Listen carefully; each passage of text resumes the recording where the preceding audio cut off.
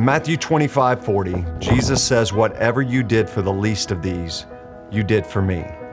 What does the least of these mean?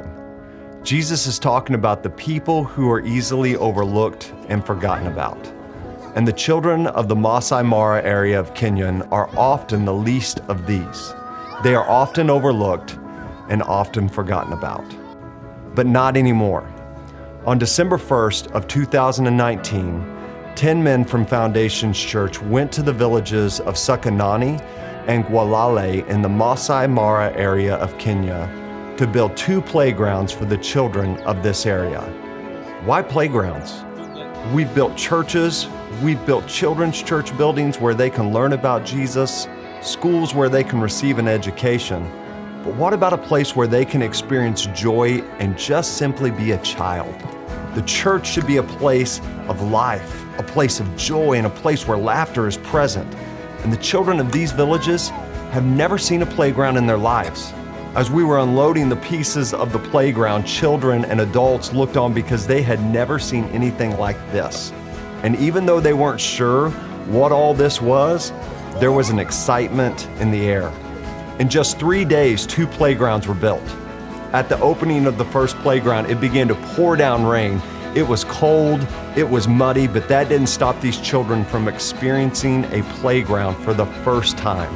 The rain and mud didn't stop these kids from climbing and screaming and laughing. For just a moment, these children got to be just that, children.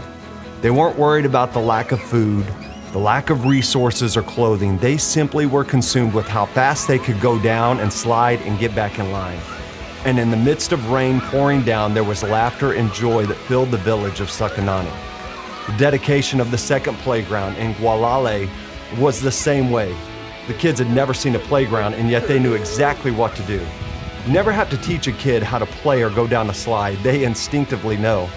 There was mud all over the place that day, but the excitement and joy that filled that playground was even more prevalent.